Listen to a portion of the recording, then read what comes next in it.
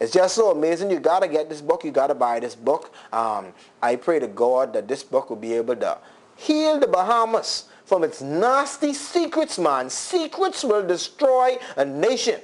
You know, think about, picture yourself as the victim, as the child. I know maybe parents, you may think about the hurt, or you may feel like I had an argument with one of my aunts. You know, she feel like it's gonna destroy the man family. What if he's married? What about the little child, man, who's hurting? What you mean, what if he married? And I don't want to do the show, or hey, that's why I don't want to say these things. But it built up some anger in me, man, because I didn't know what I've been through, wanting to know my daddy. It takes two to make me. My mom alone didn't make me, man. I need to know my father. And a lot of other kids are there. So what if he married? Wives, you all better understand, because that's the man's biological child. Don't tell me no garbage, but what if he was married? If there was one thing y'all could have dad do for y'all, is there anything that you would want done if you could ask dad for one thing? Tito, let's start with you. Daddy has been, I would say, a great dad. He puts himself out there for all of his children. So I can't see anything I could ask him for, but he hasn't already done. Amen? No, amen? So I really don't have nothing else to ask him. Just always to continue to be there. That's the only thing I can say. Well, you know, I said mine, and I'm going to try hard. Every time I try to read this, I cry. On several shows I've been on, and every time I try to read this, I cry. But I put my words down at the end of the book, and then Chris, we'll get to you. But I'm just going to read this again. Even though I found my dad, my mission is still incomplete. This is the book itself to me. This is the most valuable thing in this book to me. Even though I found my dad, my mission is still incomplete. There is still one small void yet to be filled. If I may borrow a line from the late great king of pop, Michael Jackson, I would say, have you seen my childhood? I want my father to sit me on his lap and read the Bible to me, to embrace me in his arms and tell me that he's proud of me, to climb up on his back, to get a boogie ride, to teach me how to swim would fill my heart with pride. But I'm grown, and you know me. But I'm grown, and you and me know that these things could never be. But a hug and a kiss and a son, I love you, can make my life complete.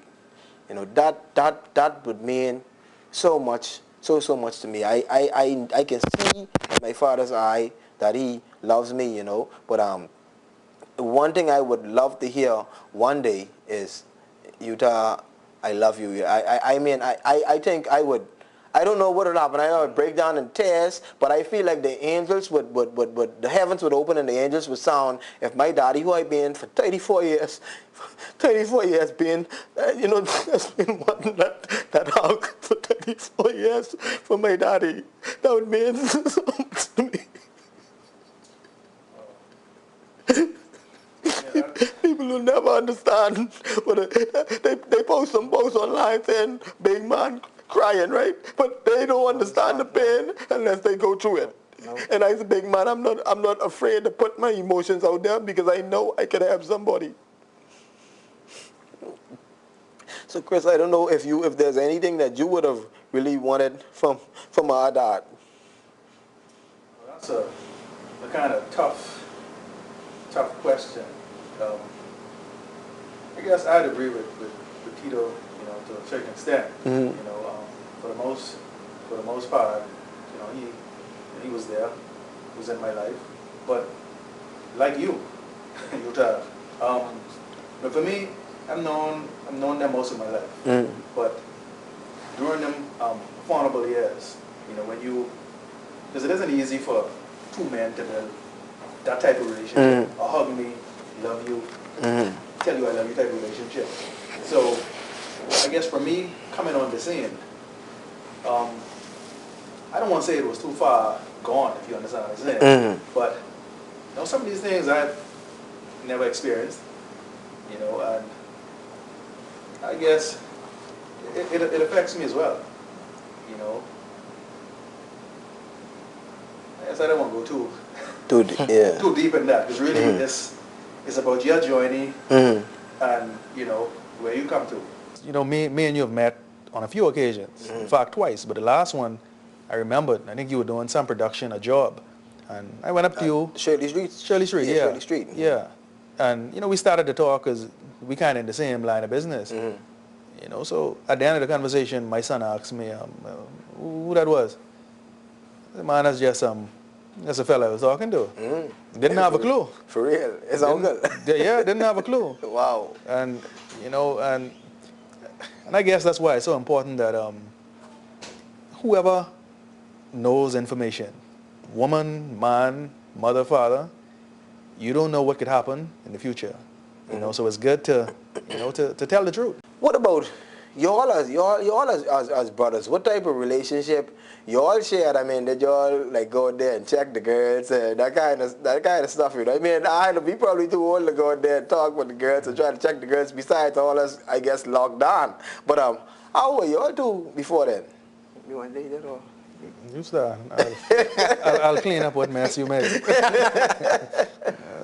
Well, like I say, Chris is always a big brother. From I found out that I had Chris and Sean, I always wanted to build a relationship with them.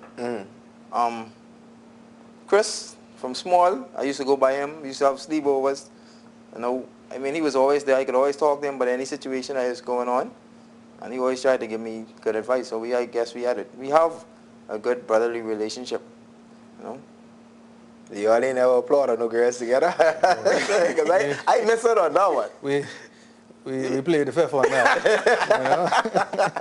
You know, but yeah, we had well, with me growing up, I think when I came around, I always knew Daddy.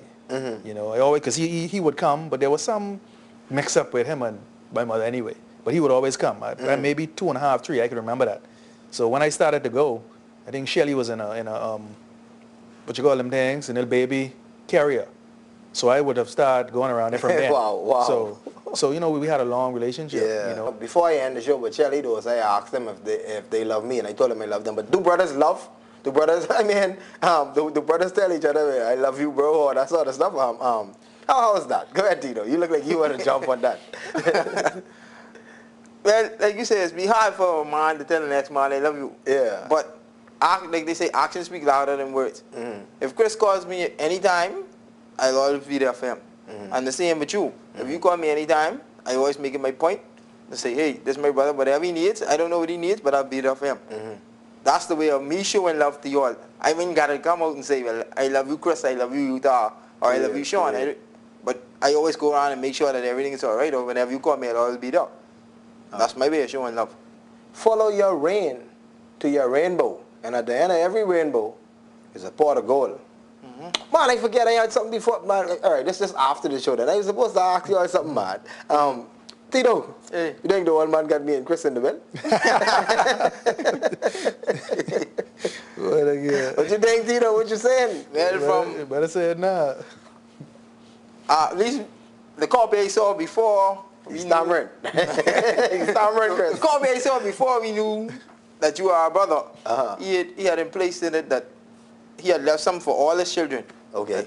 Each one of his children, he had made sure that they had something. And I heard that, so, you know. So, I don't know if he revised it. He hasn't come to me and tell me anything. I don't know if he had revised it. But he made in place that all his children have something. So we ain't going to do another show on fighting over the world, you know.